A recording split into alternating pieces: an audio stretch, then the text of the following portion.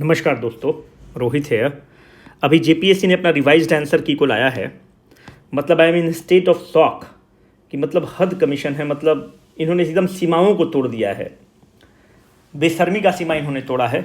अब आपको मैं बताता हूँ कैसे। आप देखो कि इन्होंने जो आंसर करेक्ट किया है, पहले आप देखो कि पेपर 2 में इन्होंने जो आपका है उसमें इन्होंने कितने आंसर को करेक्ट किया है। तो ये तो ठीक है कि चलो पेपर 2 में बहुत गलती नहीं था, पर फिर भी वहाँ पर देखो कि गोमिया वाला जो क्वेश्चन था वो गलत था, पर इन्होंने उसको नहीं माना है। तो पेपर 2 में बहुत हम लोगों का क्लेम नहीं है, जो भी स्टूडेंट कम्युनिटी उसका क्लेम नहीं है। तो पेपर 2 में अगर आप देखते हो तो both B and C are correct. ये कौन सा क्वेश्चन है? एक क्वेश्चन था whether the procedure of the code of the civil procedure 1908 would be applicable for the trial before the deputy commissioner in the matter of the CNT Act 1908। तो उसमें था कि fully applicable, partially applicable, the state government will decide and fully not applicable. तो इन्होंने B and सी को correct मान लिया है। तो चलो ये तो ठीक है, बहुत वैलिड है, तो ये सही हो गया।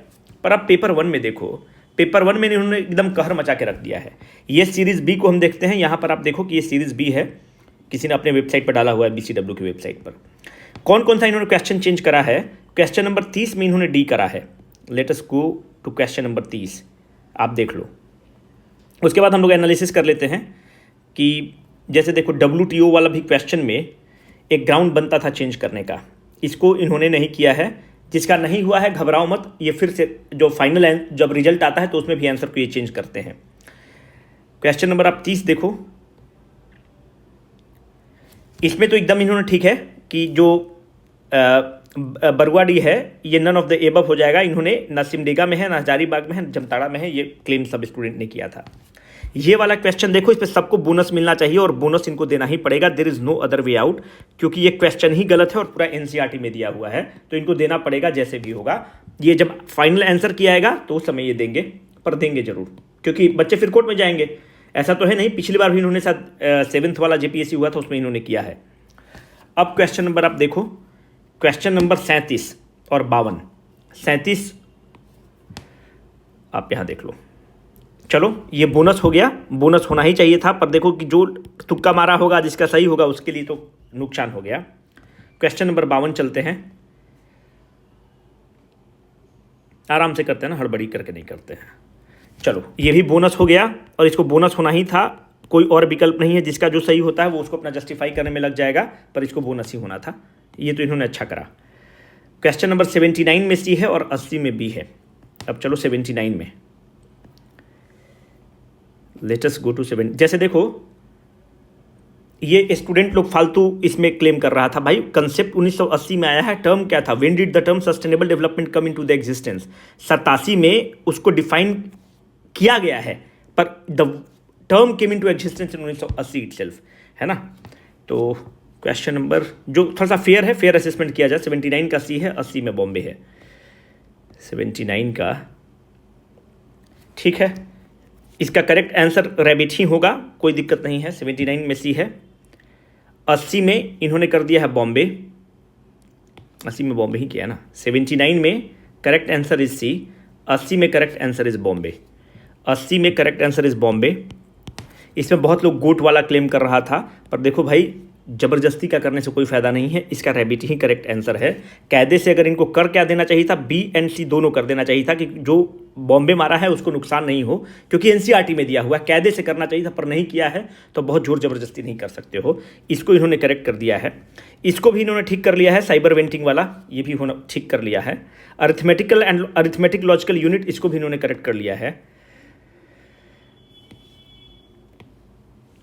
ठीक है, कहाँ गया?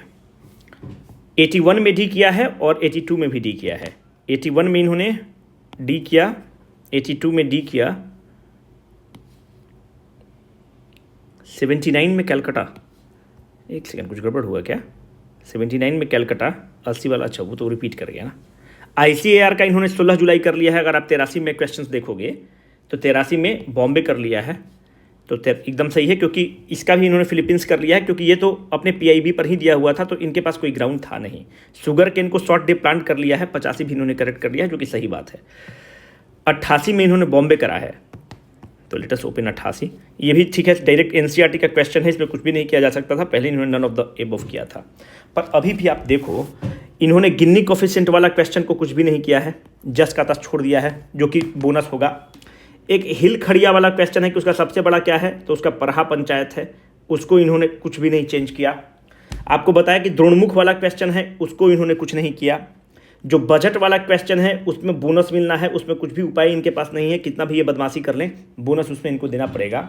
तो आप लोग बिल्कुल घबराइए मत, है ना, कि कितना कट ऑफ जाएगा क्या जाएगा, इतना परेशान बिल्कुल मत होइए। देखो पिछली बार जो 11 जेपीएससी अगर आपने देखा होगा तो 124 नंबर कट ऑफ गया था। उस 124 में अगर आप देखोगे तो 4 क्वेश्चन बोनस हो गया था, तो आइडियली ये स्टूडेंट 120 लेकर आया था। हम आपको बोल रहे हैं कि पिछली बार से 90 सीट ज़्यादा है, तो एक सीट पर मतलब इस 90 सीट ज़्यादा है तो एक सीट पर मोटा मोटी 900 बच्चा होता है, पर चूंकि बच्चे कम दिए हैं तो 600 से 700 बच्चा होगा। तो 600-700 बच्चा अगर लोगे ना तो 650 इंटू 2 6 दूनी 12 1 13 हो गया, तो 15 गुना इनको लेना है, तो 2 क्वेश्चन तो ऐसे ही अंतर आ जाएगा क्योंकि सीट ज़्यादा है। तो आइडियली अगर तुम 124 ही मान के चल रहे थे तो 2 क्वेश्चन तो सीट के कारण हो जाएगा, मतलब सीट ज़्यादा है तो 122 कट ऑफ होना चाहिए था। यहाँ पर अभी 2 ही क्वेश्चन बोनस हुआ है, तो आइडियली तुम देखोगे कि 120 तब हो जाएगा, पर इसके हिसाब से तुलना करोगे तो और 2 घटाओगे तो एक कायदे से 118 हो जाएगा। पर अभी और भी बोनस करेंगे और ये चेंज करेंगे। देखो इस बार का क्वेश्चन कठिन रहा है, जटिल रहा है, नंबर ऑफ क्वालिटी स्टूडेंट्स बहुत कम दिया है। Anyone who is getting around 114 से 15 विथ दिस आंसर की, कोई भी 113 से 15 लेकर आ रहे हो जो अभी रिवाइज्ड आंसर की है उसके बावजूद, you are completely safe unreserved category का हम बोल रहे हैं, कंप्लीटली सेफ हो।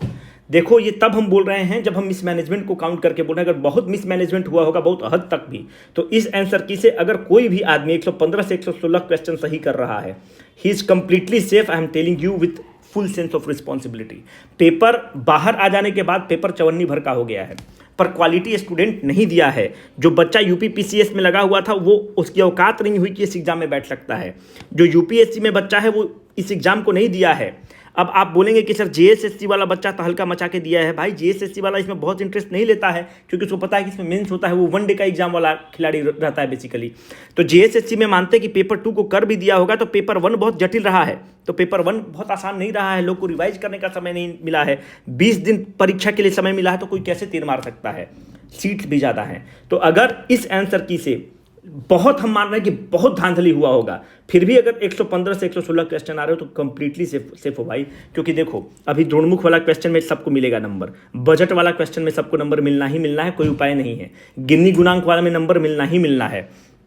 अब देखो एक था कि जेठ रैयत खुदकट्टी रैयत, तो देखो यार उसको हम लोग बहुत क्लेम नहीं कर सकते हो कि खुदकट्टी रैयत होगा कि जेठ रैयत वाला होगा।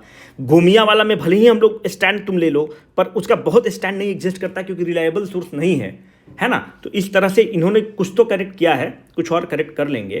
तो जिसका भी 113 से 115 के आसपास है, बी रेस्ट एश्योर्ड, परेशान मत होना, क्योंकि अभी कट ऑफ कुछ भी जा सकता है। यकीन मानो कि अगर इस बार कट ऑफ अगर 110 भी चला जाए तो कोई ताजुब की बात नहीं है, क्योंकि पेपर कठिन है। अभी भी लोग 124 वाले माइंडसेट से नहीं उभर के आ पा रहे हैं। पर मैं ये भी कह दे रहा हूँ कि फिर हमको गाली मत देना। अगर कट ऑफ 150 क्वेश्चन भी चला जाए तो हम कुछ भी हमको गाली देने से नहीं होगा। अगर जमताड़ा वाला इंसिडेंट सही है, धनबाद वाला इंसिडेंट सही है, चतरा वाला इंसिडेंट सही है, तो 140 क्वेश्चन भी जा सकता है, 150 क्वेश्चन भी जा सकता है, 135 क्वेश्चन भी जा सकता है। पर जिस तरह से ये बोल रहे हैं और नकार रहे हैं, तो अगर तुम 113 से 115 क्वेश्चन इस आंसर की के साथ लाए हो अनरिजर्व कैटेगरी में, तो तुम एकदम सेफ हो। बाकी तो आप अपना, you are entitled to have your opinion, है ना। Signing off for the day, Rohit.